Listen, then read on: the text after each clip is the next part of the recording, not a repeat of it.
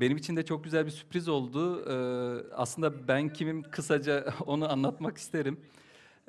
Biraz önce görmüş olduğunuz otomatın ilk çalışmalarını. Çok video çektim ki. Evet.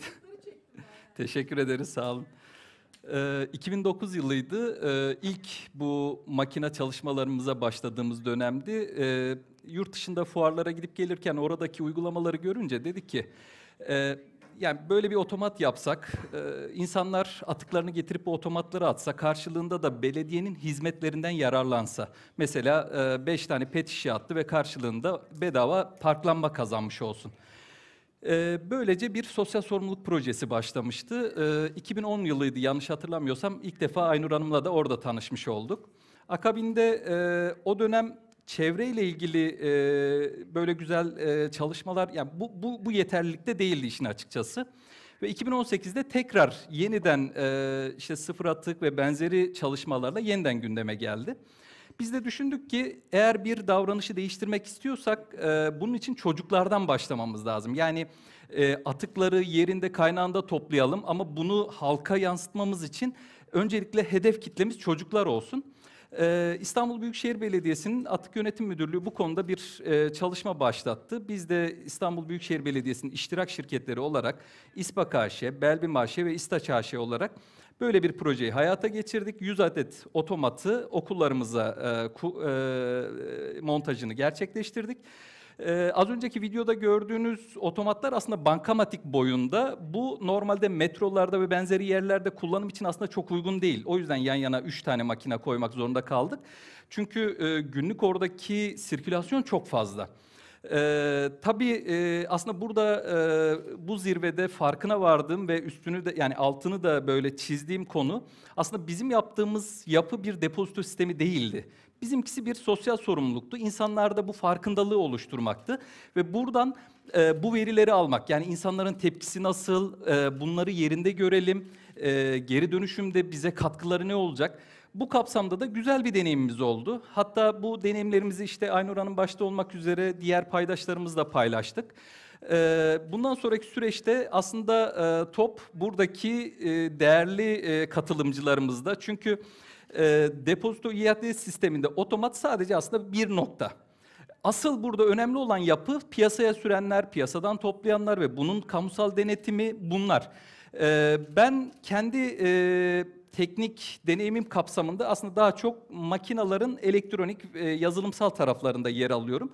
Bu konuda aslında sizlerin daha güzel, daha doğru sorular soracağını tahmin ediyorum.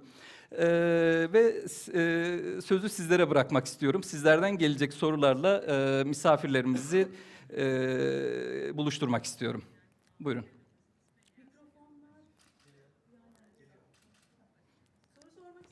Okey.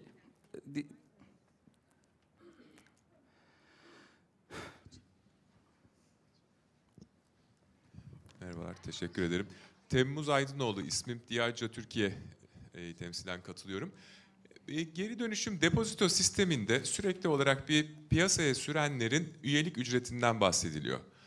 Avrupa ülkelerinde veya dünya üzerinde ne mertebede bir maliyetten bahsediyoruz ve bu nasıl hesaplanıyor? Şişe başına depozito üzerinden midir, sabit bir ücret midir, nasıl bir şeyi kafamızda tasarlamalıyız? Sorunuzu kime yönlendirelim? Aslında ortak yönlendiriyorum. Hani ülkelerden örnekler olabilir, Norveç, Almanya örnekleri olabilir. Başlayıp böyle herkesin fikrini alabiliriz eğer uygun olursa. Sanırım yabancı konuklarımıza sorulur. Ha, öyle mi? Evet, Tamam. yabancı konukları. Teşekkürler. So every system has a different set of costs, and those net costs are passed on to the producer, Coke, Nestle, the brewer, whatever. And I think Shell Olaf in his presentation mentioned some of the fees that are paid on an annual basis per container. There's a fee. It could be 0.8, it could be 0, it could be 1, it could be 3, depending on the costs associated with that particular type of container. Every system has a different set of fees based on a different set of costs. But I would say, in general, they range from 0 on cans to as much in some jurisdictions as 3, 4, 5 cents for very big glass containers, for example. I don't know if you want to add anything, Shell? I can add, if you ask to membership, in Norway, the producer, they have to pay around 1,000 euro, then you are member for eternity. So Coke or a small producer, 2,000 euro. That's the membership. And then they have to pay per unit, so approximately 1 cent per PET bottle, and we pay almost 1 cent per cans. That's the cost. But the cost per unit, that will vary during the years.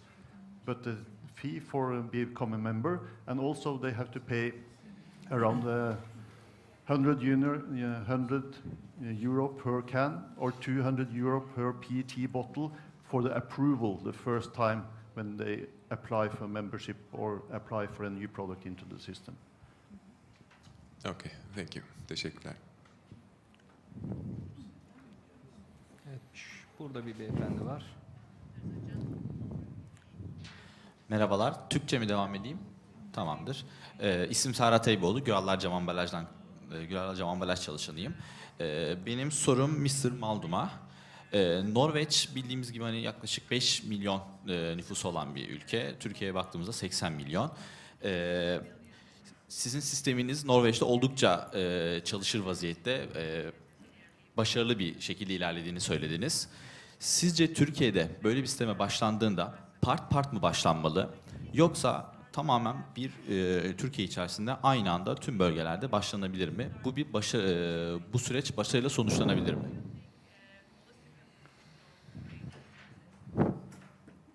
Germany managed to set up a system almost the same population that you have in Turkey. If you are going to set up the system, I think you should go for the whole country, because you can learn from a lot of different systems. You have 14 times the population that we have in Norway. The setup will be 4 times bigger. 14 times bigger, that's not so much. So it should be feasible, and it's easy to run for the whole country when you have the possibility. I think it will be confusing for the inhabitants if you start in some region, then you have a lot of other problems to explain how the system are set up and so on. So do a proper preparation and then go for the whole country. I will propose that. Peki bu süreçte coğrafi şartların ne gibi zorunluluğu oluyor? Baktığım zaman Türkiye 4 mevsim yaşayan ve birbirinden farklı rakıma, yükseltiye sahip bir ülke. Doğu ve batı arasındaki coğrafi fark çok fazla. Alabileceğiniz randıman, verim batıda doğuya göre daha fazla olabilir. Yine de devam etmeli miyiz?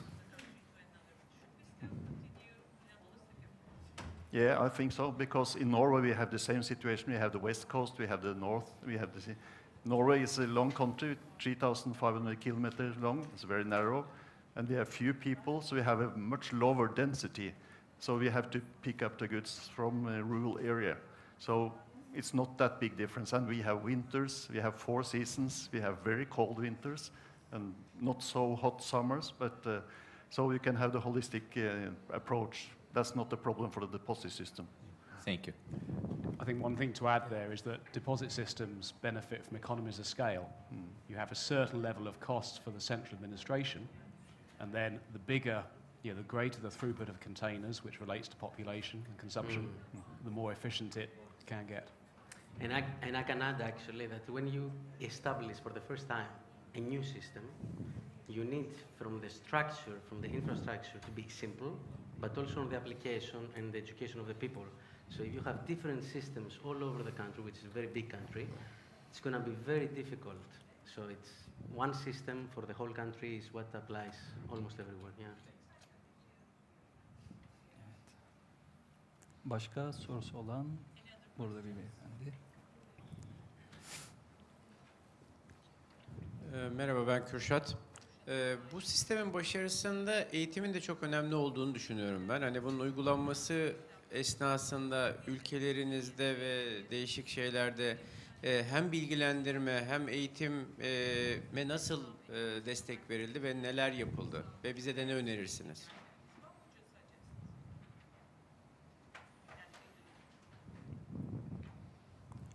Sorunuzu kime iletelim? Bence yani herkes cevap verebilirse sevinirim, çünkü çok büyük bir bilgi birikimi var orada ve deneyim var. Yeah. Well, I can only comment in general. Money talks, and people realize very, very quickly that they throw away money if they don't return the containers. Example, Lithuania, they had about 34% plastic collection, recycling, before they introduced the system in 2016. And within 1 year, they went up to 74, and next year to 92. So it all happens quite quickly, because people realize very quickly that there is money attached to this container. So yes, you should do awareness campaigns, and I really like this tennis ball advertising and many other things which Kjell Olaf is doing in Norway. But the amount which you need to invest in public awareness campaigns is much lower than what you need to do in a green dot system. You know, like you had one here or have one here, which I know the name Chefco.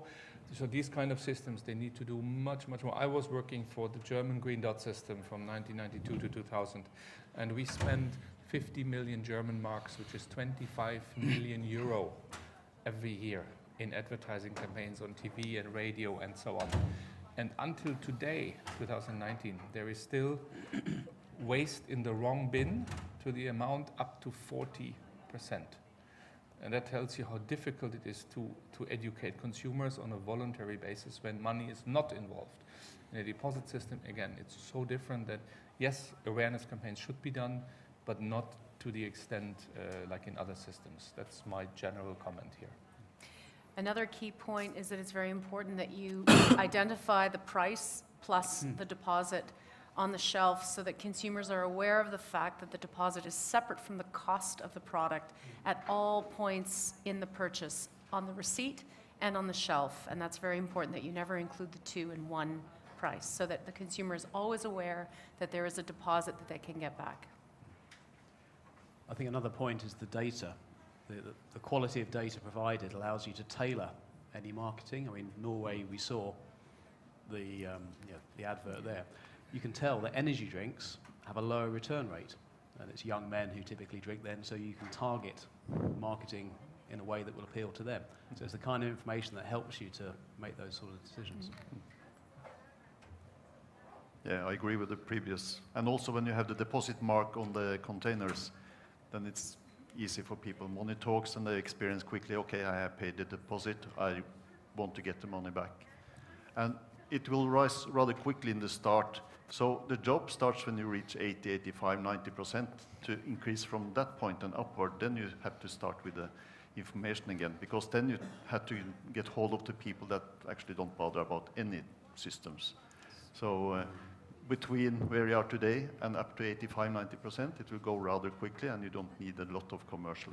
You need to explain the base model for the system, and I'm pretty sure that all the inhabitants in Turkey will understand as well. Yeah, I would maybe add that clear labeling is definitely important. So maybe, as Wolfgang already said, you have to do more consumer awareness campaigns within a green dot system, but still in a deposit system, it's really important that consumers understand that they can return the bottles, and maybe also for what purpose. And maybe the latest example of DRS being established in an EU member states, it was Lithuania in 2016, and the level of collection they had before, it was 32%, and in 3 years' time they went to 92%. So this shows that, of course, education and market is very important, but as Wolfgang said, money talks, and people did it very, very quickly. Evet, başka sorusu olanlar, burada hanımefendiler var.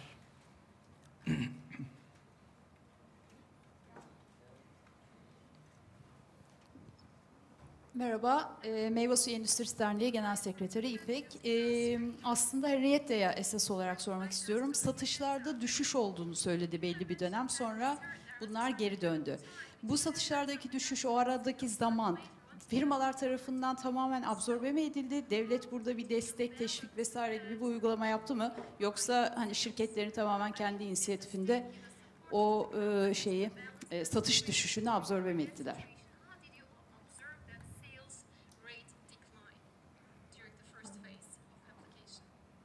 that's exactly what I didn't want to express. So there was no decline in sales that was due to the deposit system. So no, not at all. So there was in the water segment, there was even an increase, and the strongest increase after the introduction of the deposit system. So that's what we saw in Germany, is that the DRS actually didn't affect sales at all. We've been monitoring sales data, and we've been looking at when the deposit was introduced and then taking a look at the trend of sales. And what's important when you look at it is that you're looking at the trend line and not just what happens from one year to the next. Because the key that you're looking for is to see that trend disrupt. So if it's going down, does it go down quicker? If it's going up, does it start going down? And what we saw in Lithuania, in Germany, in Canada, everywhere we've looked, California, there was no impact on sales with the introduction of a deposit or the expansion of an enlarging of the deposit. I think maybe the misunderstanding between Henriette and you was that in Germany there was a decline in the sales of one-way packaging. And there was a strong increase in the sales of refillables. But that was only for a short period of time. And then refillables declined again and one-way caught up. And that had to do with the very specific, extremely chaotic implementation in the first year, particularly in Germany. So there was a lot of confusion, and retailers were just kicking out cans from their shelves and not selling them anymore because things were unclear, and they were more, going to the safe bet of refillable glass packaging, and that increased. So I think that's maybe what was meant. In the beer segment. Yeah. I can comment as well, because in Norway we doubled the deposit in 2018, and then we had a discussion in the board, a concern from the producer. But we see for the figures that had no inflection on the no. And maybe one of the reasons is it's not an increase in the price because you get it back. So it's not like elasticity of pricing. It's different because people, you might say they might buy one less when they go first time, but when they come back and they get money, they might increase their purchase. But I think it's another important reason for splitting the deposit from the price, having the deposit shown separately, so it's not all bundled into one, and it's clear. So you can see that in Norway, on the shelf, there's a price on the product plus deposit. Then you go and buy. In Finland, then they have included the deposit in the price, and that's difficult because then you can have two products. One seems to be more expensive. So that's the example that you should not follow. Keep deposit out of the pricing. Evet, oradaki hanımefendiye verebilirsek. Gamze Güven, endüstriyel tasarımcıyım, ambalaj tasarımı uzmanlığım. Son 15 yıldır bu sektörde iş yapıyoruz ve aslında aynı zamanda da sorumlu da hissediyorum. O yüzden bugün buradayım. Çünkü seçtiğimiz malzemelerle aslında üreticileri yönlendiriyoruz. Marka sahiplerini, pazarlamacıları ve tedarikçileri. Otomatikman bu üçgenin içinde olduğumuz için de aslında paydaşlar içinde olmamız gerektiğini düşünüyorum. Tabii bu sistemde doğru malzeme ve depozito sistemiyle ve etiketin tasarımındaki bizim yönlendirmelerimizle aslında kamuoyunun da çok daha hızlı bilinçlendirileceğini ve gerek üretici gerek marka sahibi yönde etkin olabileceğimizi düşünüyorum. Fakat böyle bir sistemde Türkiye'de önerilen KOİ sisteminde, yani yap işlet devret sisteminde sorumlu üstlenmesi istenilen üreticilerin, marka sahiplerinin çok da sorumluluk üstlenmeyebileceği endişesindeyim.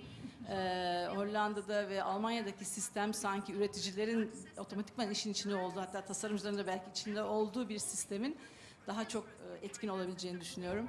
Bu konudaki yabancı konuklarımızın görüşünü almak isterim. Evet, you can start. Yes, maybe I can start from the producer's point of view, the brand owner.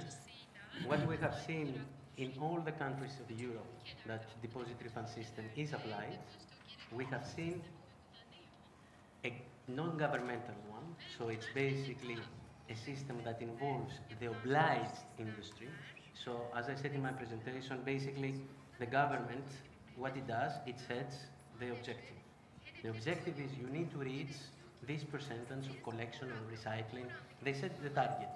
Then the obliged industry, and actually the obliged industry is very, very important to be there. Why? Because it's on our benefit to reach these objectives.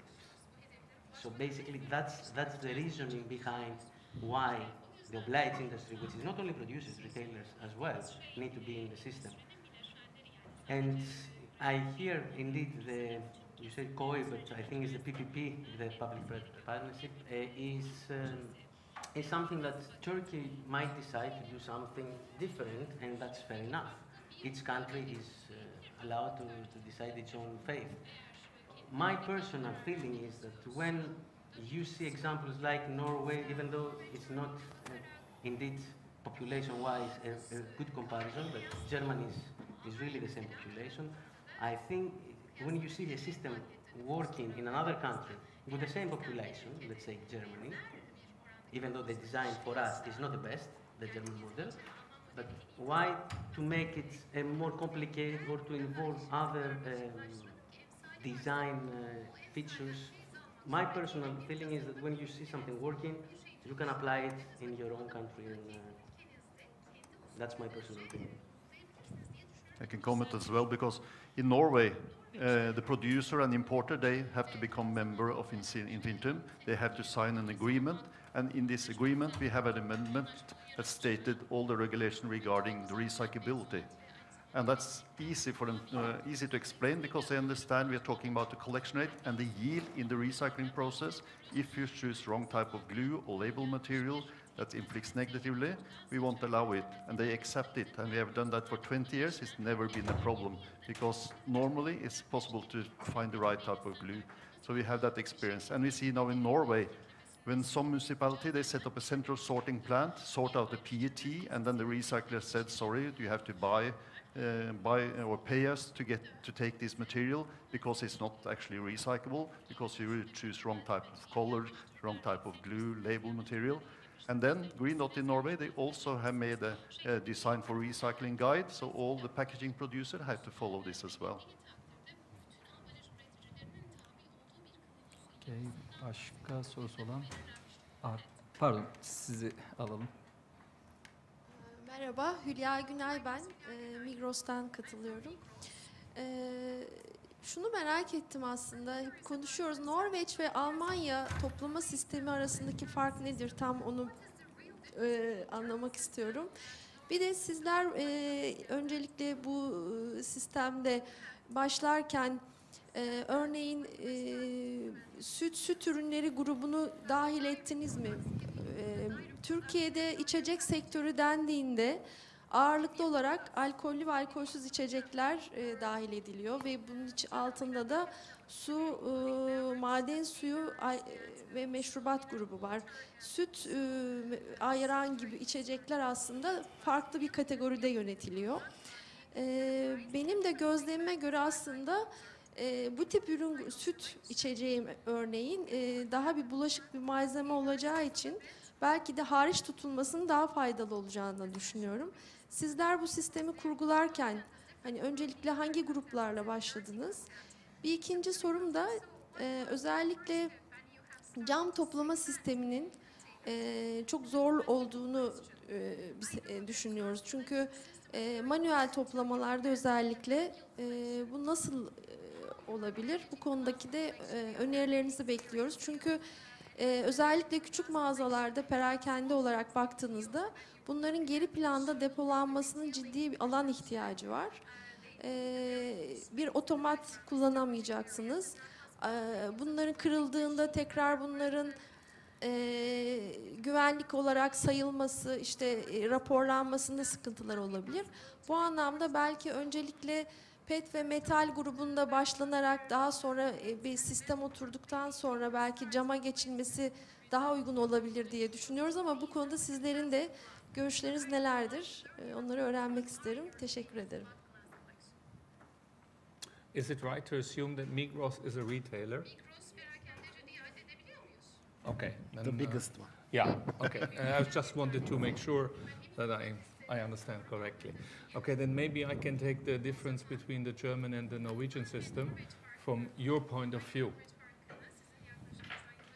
If you are in Norway as a retailer, and consumers return bottles and cans at your Migros shops. I know you're not in Norway, but then basically the machine forwards data to the central system operator, to Kjell Olaf, and you get the deposit back from the central system. Because you pay out deposit to the consumers, and of course you want to get it back, and you get it back from the central system operator. That's quite easy, and the central system operator will do that no matter if it's a can or a bottle or Coca-Cola or Pepsi or Nestle or whatever. You will just get back the deposit for each bottle and can. Plus handling fee. Plus handling fee.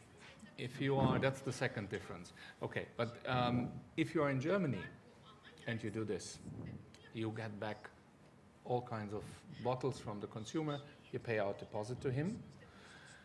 There is no central system operator. It is simply not existing.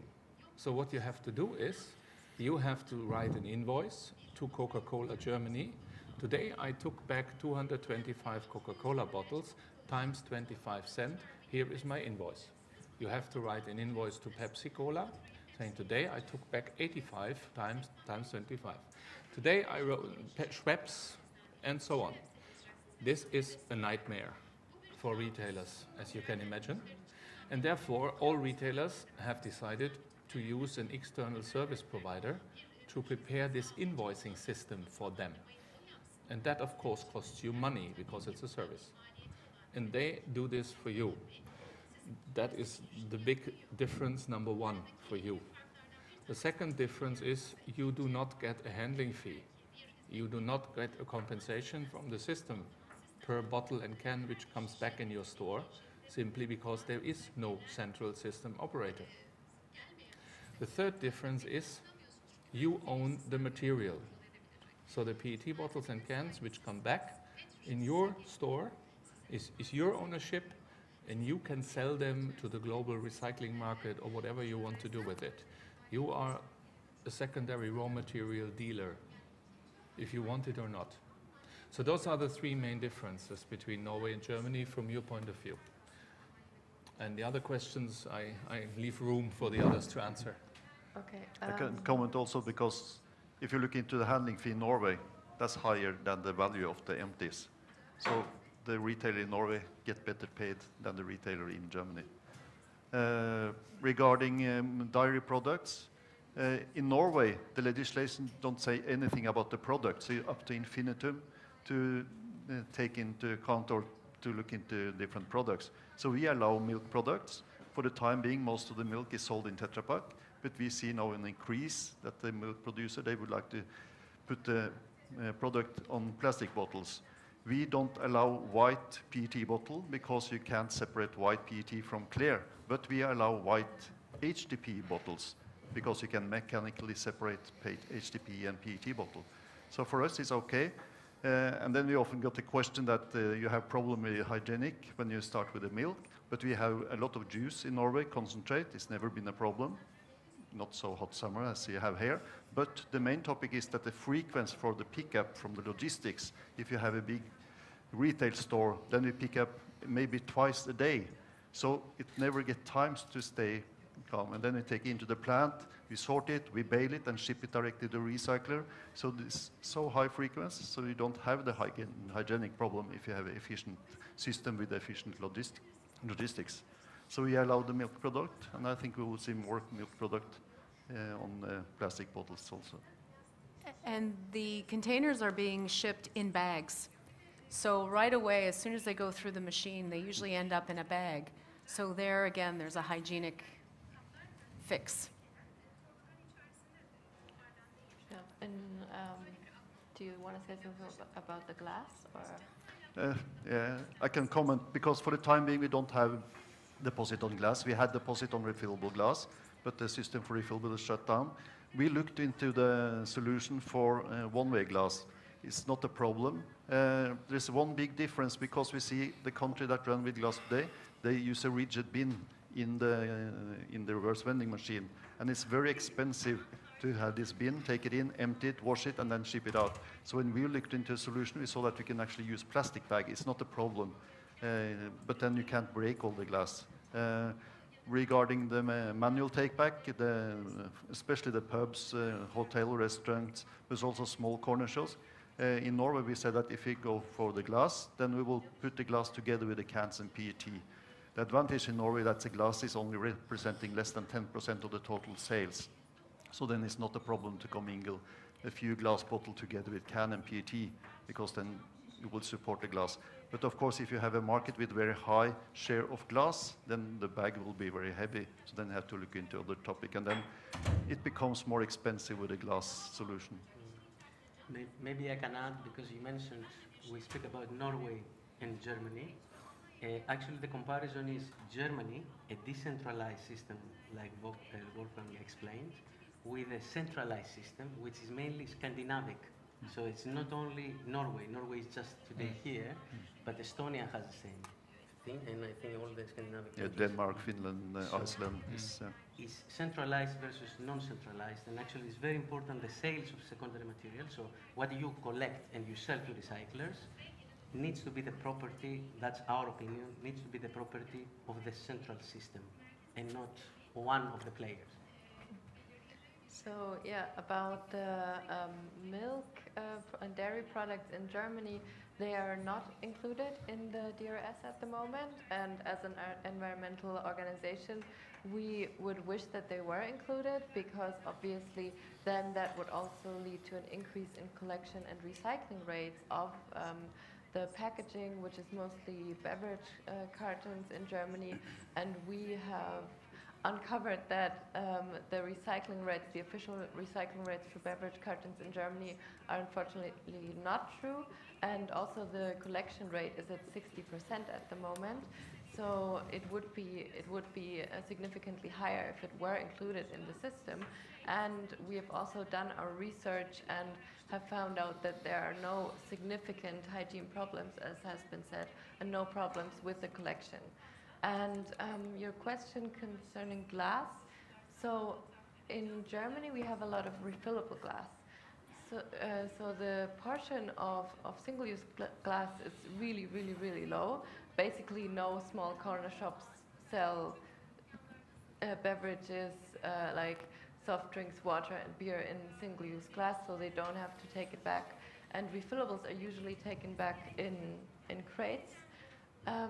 The quantity is not so high in smaller shops, because most beverages really get returned to the supermarkets, where they get taken back in reverse vending machines.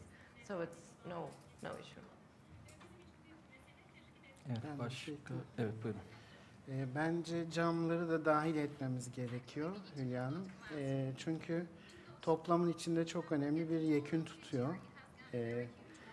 Ne kadar çok çevreyi korursak o kadar iyi. Yani birinci amacımız çevreyi korumak, sonra parayı düşünmemiz lazım diye düşünüyorum. Cam şişe üreticilerimiz de ham maddelerini Sina çöllerinden getiriyorlar buraya. Ve onlar için çok ciddi bir maliyet bu. Yani her tarafta, işte şu salonda şu anda belki 100 civarında cam şişe var. Ama onlar Sina çöllerinden ham madde getiriyorlar. Onu şişe yapıyorlar. Biz bunları toplayıp kırıp şişe yaparsak çok daha az enerji tüketerek onlara bir hizmet etmiş olacağız. Sütü de katabileceğimizi düşünüyorum ben de. Ne kadar çok toplayabilirsek o kadar iyi.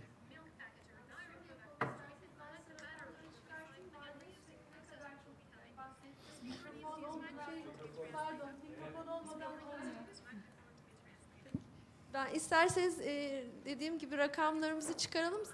Katılımcılarımız kendileri için çok önemli olmadığını söyledi, ama bence ülkemizde maden suyu tüketimi cam olarak olduğu için ve hacmen çok fazla olduğu için toplama noktalarını çok zorlayacak. Onu tekrar bence gözden geçirelim. Tabii ki olmasın, ama olmasın demiyoruz, ama belki bir kademeli geçiş olabilir. Bence bunun daha planlı olması gerektiğini öneriyoruz bizler. Tekrar isterseniz rakamlarla üzerinden geçelim derim ben. Tabii çok Hocam. iyi olur. Yani bence de maden suyu satışları çok, yani bizde bira o kadar yüksek değil ama maden suyu çok yüksek. Fazla bizde. Birada bizde daha çok metal ağırlıklı, cam değil. Onda sıkıntı yok. Ama meyve suyu da ağırlıklı Tetra Pak'ta en çok bizim su ve maden suyu zaten içecek kategorisine baktığımızda üzerinde durmamız gereken ürün grupları olacaktır. Haklısınız. Teşekkür ederim. Evet. Aslında hocam biraz, pardon. I was just going to say that what we're hearing now from some of the beverage producers, and I'm hearing it in America and Canada and Europe, is that beverage producers are going to the glass manufacturers and saying we need more recycled content in our bottles because of climate change. So looking at this more in a futuristic way, looking into the future, I think it's important that we set up a system to deliver to the glass producers secondary cullet instead of having to rely on virgin, because that's what their clients are asking for. So I'm thinking about it in the future. We're already seeing huge demand for PET. We're going to begin to see huge demand for recycled content in glass, because the truth of the matter is 100% virgin glass bottle is a very, very bad way to package your material. And producers who rely on glass, they want to make sure that they can turn a glass bottle into the best version of the glass bottle. So we need to set up systems that collect a lot of glass and keep the quality good, which means color separated, good material. Yeah, if I may add to the glass issue, because we have some experience with that. For example, in Germany, where there is Lidl, the big discounter, which you probably know. They have about 5,000 reverse vending machines only in Germany, and they all take back glass, and they all crush the glass. So the glass is basically transported to the right chamber, and it falls down into what is called, we call it a rotating hammer, which guarantees that the glass bottle is immediately crushed into at least three pieces. Not in small pieces. I mean, the bottle in 3 pieces is still easily big enough for a beneficiary plant to recycle it. But by this, it's also, as we say, devaluated, so nobody can take the same bottle out again and try to fool the system. And of course, for logistics reasons, it also reduces the space. So this can be done at retail. If you do it in the store, like Lidl is doing, or outside on the parking lot, that can be done. That's the one end of the scale, the big supermarkets and discounters. And the other end of the scale, there is the very small kiosk, which maybe should not even be obliged to take back glass. But if they take back glass, our experience is they may take back 5 or 10 glass bottles per day, because people are not really returning there. People normally go to supermarket. And we see by experience that the people who own these small kiosks, at the end of the day when they close down their shop, they just go to the next supermarket around the corner and they return the 10 glass bottles in the machine like a private consumer does. And so these small kiosks never appear in the system as participants, because they just go there, return it, cash it, and they have their deposit back. The challenge is in the middle, where you have shop which is taking back more than 10 per day, but not enough to justify the investment in a machine. That may be 100, 200, 300 glass bottles per day.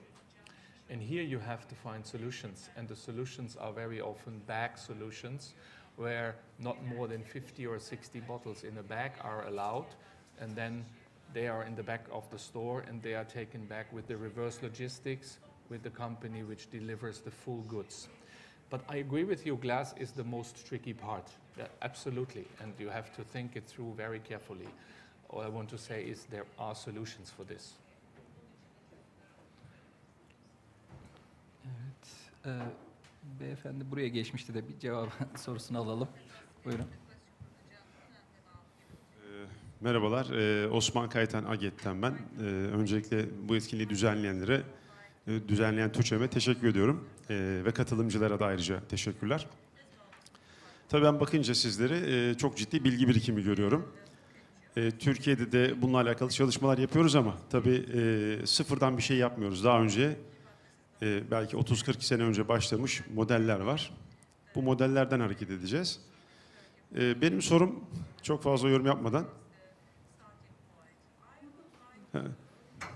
yani çok fazla yorum yapmadan şunu sormak istiyorum öncelikle. En iyi model, en ideal model. Yani çünkü bazı modellerin artıları var, eksileri var. temelleri aynı olmakla beraber farklılıklar da var. Bizim için en iyi model hangisi? Yani ultimate model hangisi? Onu bir merak ediyorum. Bir de Erdem Hocama bir sorum var. O da şimdi YEKAP çıktı Türkiye'de. Bilmiyorum yabancı konuklarımızın haberi var mı? Çevre kanunu değişti. Kazanım katılım payı çıktı. Zaten içecek ambalajları için piyasaya sürenler bir para ödeyecekler orada. Tanımlanmış şeyler var, ölçüler var. Artı bir de sistem için bir para mı ödenecek?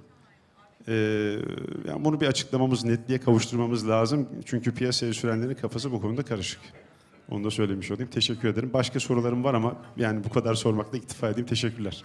Teşekkürler. En iyi model. Evet. Answer.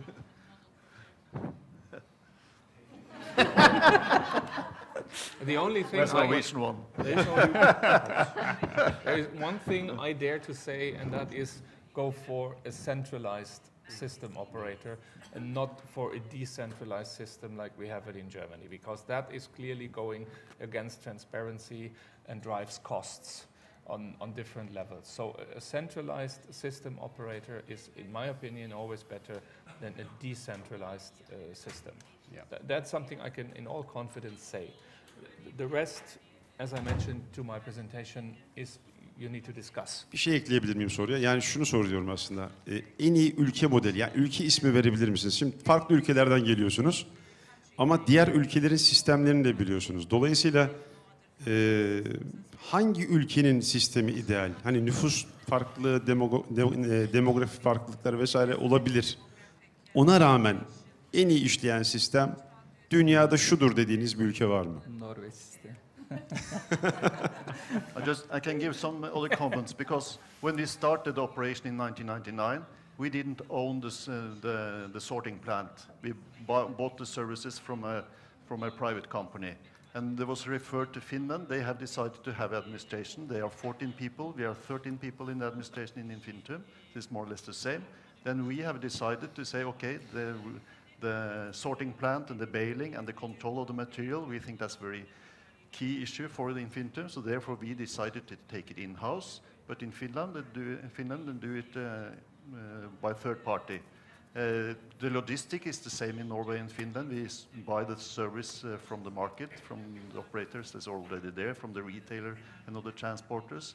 So I think you can do it step by step as well. Set up the centralized organization. Start with, as experience, you have a lot of recycling facility already in place. I'm pretty sure some of them can actually help you and start to do the business. And you have high volume, so then you can run that. And then you can have the decision to say, okay, what will be the best development of the system? Should you take it in-house or should you continue with, I think with this whole big country, so many people, then you will have a maybe divided solution. You would like to do something by yourself because then you get the experience and the knowledge and the cost level, and then you can buy the service when you have so huge volume. So I think if you look into the Finnish and Norwegian model, it's more or less the same. It's business decision along the way that's make the difference today. Ben bir şey ekleyebilir miyim? Size sormuş olayım. Merkezi bir sistem kurmak ülkemiz için nasıl olabilir? Yani bir tek kar amacı gütmeyen kuruluş veya güden kuruluş Türkiye'nin tümüne nasıl hakim olabilir? Yine de bir takım şubeler, bir takım bölgesel örgütlenmeler gerekecektir diye düşünüyoruz biz. O da zaten ister istemez bir ademi merkeziyete, decentralization'a yol açacak diye düşünüyoruz. Sadece Mersin şehrinin doğusundan batısına arabayla 6 saatte gidiliyor. Okay. I understand. I need to define the term centralized and decentralized. When I say a centralized model, I mean somebody who has the oversight of the system, and where, for example, as I said, also all the barcodes come together in one database, because you does not make sense to have a database for the different regions of Turkey. I mean, it's the same packaging sold all over Turkey, and therefore you have to have one database with thousands of barcodes which are centrally administered, and everybody who is part of the system can approach that database. And then you have to have one body which defines the requirements, for example, for reverse vending machines. You know, you cannot accept all kind of reverse vending machines. You can only accept those who are able to read a barcode and who are able to compact a material. And there are many others who cannot do this. And there are many who can do it, of course. But you need to have a certain standard in the system, and it does not make sense to have that standard defined by different regions of Turkey. It must be centralized. And the same, in my opinion, goes for the deposit flow. When Coca-Cola and Schweppes sell something to Migros and the other retailers, they will get deposit from the retailers. And they should immediately forward this to the central system operator. This is where the deposit money should be for entire Turkey. And then the retailers, when they pay out in the second step of the process to the consumer, they turn to the same central system operator to get the deposit back. So these are the things which should be centrally organized. There are other things like placement of reverse vending machines, infrastructure, logistics, trucks, counting centers, recycling processes. That can all be outsourced and commissioned and supervised by the central system operator. That must be decentralized even. So when I say centralized, I mean this brain of the system, so to say. Thank you. And it does not make sense to have 6 brains in Turkey. Çok kıymetli bilgi. Teşekkür ederiz. Bana bir sorusu vardı Osman Bey'in. GECAP bence bir çevre vergisi. Depozitoyla hiçbir ilgisi yok. Sadece içecek üreticilerine değil, piyasaya ambalaj süren bütün sanayicilere uygulanıyor. Otomotiv sektöründen deterjan sektörüne. Depozitoyla bir ilişkisi maalesef yok. Şu olsaydı, GECAP Çevre Bakanlığı'na yatırılan bir vergi olsaydı, o ilişki kurulabilirdi. Ama şu anda Hazine ve Maliye Bakanlığı'na yatırılıyor. Hazine ve Maliye Bakanlığı'nın onu Çevre Bakanlığı'na aktarıp aktarmayacağı da meçhul. Bu nedenle de depozito sistemini kendi içinde bağımsız kurgulamamız lazım. Ama sanayicinin katkı payını biraz yaymak gerekiyor başka sorumlulara da. Yani sadece üretici sorumlu değil bence. Her ne kadar Avrupa Birliği direktiflerine girdiyse de. Ama tabii ki en büyük sorumluluk yine üreticide. Perakendeci de sorumlu, vatandaş da sorumlu, herkes sorumlu. Bakacağız. Biraz önce hocam sunumunuzda TOMRA'ya bir atıfta bulunmuştunuz. Aslında tam da yeri, yani orada cevabını alamamıştık. Sayın Wolfgang'a bu soruyu tekrarlayalım mı ya da... Buyurun tekrarlayalım. Evet. Türkiye'de TOMRA bir yatırım düşünüyor mu? Bunu beraber yapma gibi ya da nasıl? Şöyle sormuştum ben. Çok büyük bir ülke. Gördüğünüz 30 milyar içecek ambalajı var her sene piyasaya sürülen. TOMRA gibi gelişmiş, kendini kanıtlamış, TOMRA veya ona benzeyen, demin sizin de söylediğiniz gibi belli bir seviyenin üstündeki makinalara ihtiyacımız olacak. Türkiye'deki makine sektörüyle sizler bir işbirliği yapar mısınız ki bunun maliyeti bize biraz daha uygun hale gelsin? Yeah, I remember the question now.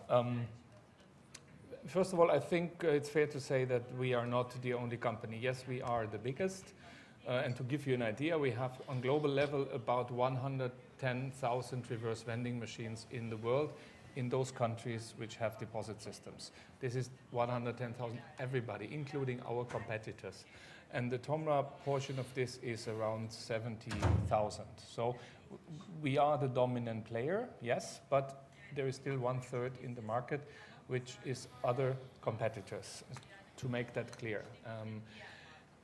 Okay, and second thing is, of course, we are open to different business models. We are in countries like Germany and also in Scandinavia.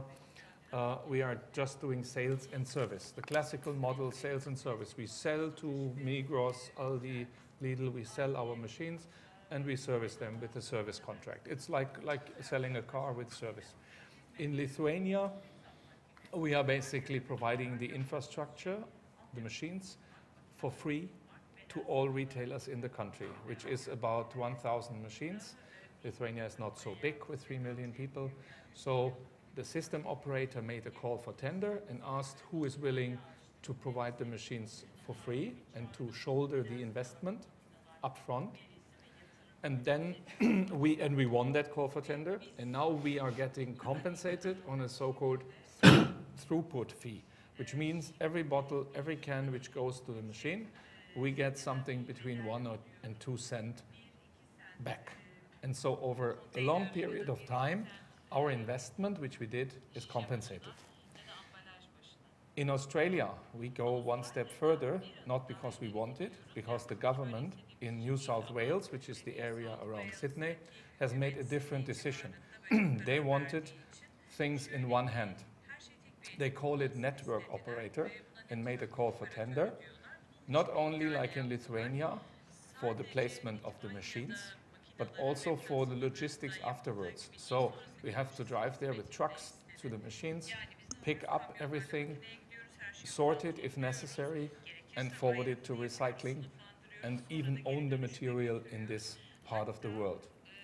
And we are not a waste management company. So we have teamed up with a waste management company named Cleanaway in Australia. We made a joint venture, and we were bidding this tender together. And we also won it.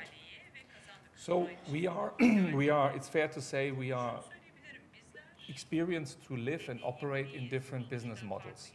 And we are, of course, completely open to whatever the business model will be in Turkey. And your further question about can we also envisage production and assembly in Turkey and become a kind of Turkish reverse vending machine supplier? To be very honest, that is an open question which we are discussing inside the company. You have seen the map of Europe and of the world, so deposit systems are really exploding right now. In the next years, there will be many countries, and we will for sure need additional assembly and factories and production sites in the world. That is obvious. And the decision is not made yet where this will be. That is the open and honest situation inside the company, and I must not go further because I'm governmental affairs, so I'm the politician in the company, and if I now make statements for my operational colleagues, they will for sure not like me anymore. So, but that is really the situation in the company. Saygıdeğer misafirlerimiz ve değerli konuşmacılarımız, Depozito zirvemize katılımınızla onurlandırdığınız için çok teşekkür ediyoruz.